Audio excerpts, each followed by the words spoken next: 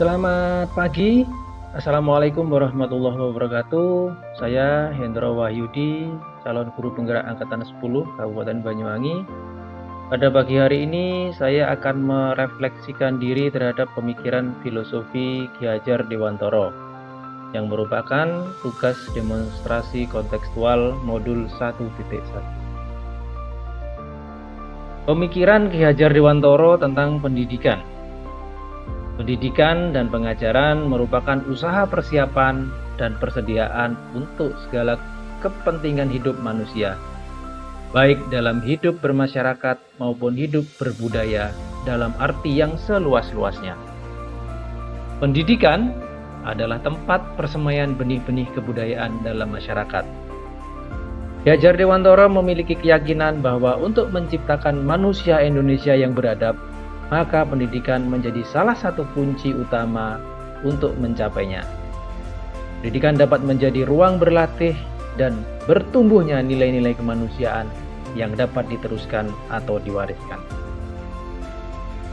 Menurut Ki Hajar Dewantara, tujuan pendidikan adalah menuntun segala kodrat yang ada pada anak-anak, agar mereka dapat mencapai keselamatan dan kebahagiaan yang setinggi-tingginya, baik sebagai manusia maupun sebagai anggota masyarakat. Yang kedua, pendidikan menuntun tumbuh atau hidupnya kekuatan kodrat yang ada pada anak-anak, agar dapat memperbaiki lakunya, hidup dan tumbuhnya kekuatan kodrat anak. Yang ketiga, pendidikan memajukan kesempurnaan hidup, yaitu kehidupan anak yang selaras dengan alam dan masyarakat. Oleh sebab itu, mendidik hanya menuntun anak pada kehidupan yang selaras dengan alam dan masyarakat. Ki Hajar Dewantara mengibaratkan peran pendidik seperti seorang petani atau tukang kebun. Anak-anak itu seperti biji tumbuhan yang disemai dan ditanam oleh Pak Tani atau tukang kebun di lahan yang telah disediakan. Anak-anak itu bagaikan bulir-bulir jagung yang ditanam. Kalau sebutir jagung yang baik dasarnya jatuh pada tanah yang baik, banyak air, dan mendapatkan sinar matahari yang cukup, maka pemeliharaan dari Pak Tani tentu akan menambah baiknya keadaan tanaman. Kalau tidak ada pemeliharaan, sedangkan tanahnya tidak baik, atau tempat jatuhnya biji jagung itu tidak mendapatkan sinar matahari atau kekurangan air, maka biji jagung itu tidak akan dapat tumbuh baik karena pengaruh keadaan.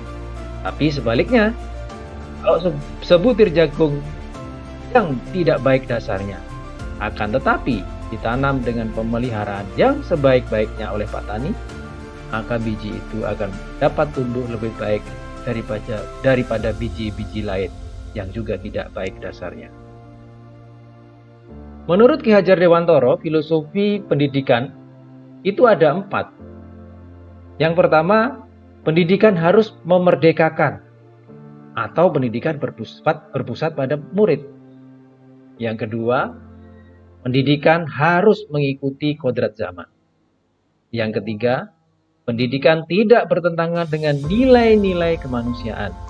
Dan yang terakhir, pendidikan harus mengedepankan budi pekerti dan berfokus pada proses belajar. Menurut Ki Hajar Dewantara, pendidikan budi pekerti merupakan keselarasan, keseimbangan hidup antara cipta, rasa, karsa, dan karya. Keselarasan hidup anak dilatih melalui pemahaman diri yang baik tentang kekuatan dirinya, kemudian dilatih mengelola diri agar mampu memiliki kesadaran sosial bahwa ia tidak hidup sendiri dalam relasi sosialnya. Sehingga ketika membuat sebuah keputusan, anak tersebut dapat bertanggung jawab dalam kemerdekaan dirinya dan kemerdekaan orang lain. Filosofi Ki Hajar Dewantara dapat terwujud apabila guru bersifat among, sesuai dengan trilogi Ki Hajar Dewantara, yakni ing ngarsa sung tulodo, ing madya manggon karso, datut puri handayani. Yang kedua, pembelajaran sesuai dengan kodrat alam dan kodrat zaman. Dan yang ketiga, kemerdekaan dalam memilih metode dan evaluasi pembelajaran. Penerapan konsep Ki Hajar Dewantara di kelas yang telah saya lakukan adalah sebagai berikut. Yang pertama, saya memberikan contoh dan teladan yang baik, seperti berdoa sebelum dan sesudah pembelajaran, senyum, sapa, salam, sholat berjamaah, dan lain-lain. Yang kedua, mengikuti perkembangan zaman dengan memanfaatkan ilmu pengetahuan dan teknologi, seperti platform Canva, Google Classroom, TikTok, Instagram, platform Merdeka Mengajar, dan lain-lain. Dan yang terakhir,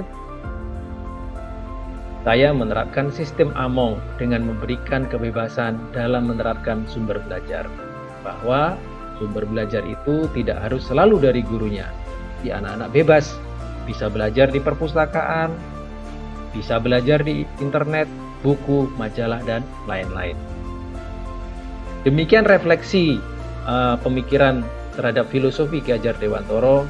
Semoga ini bermanfaat. Terima kasih. Assalamualaikum warahmatullahi wabarakatuh. Guru bergerak, Indonesia maju.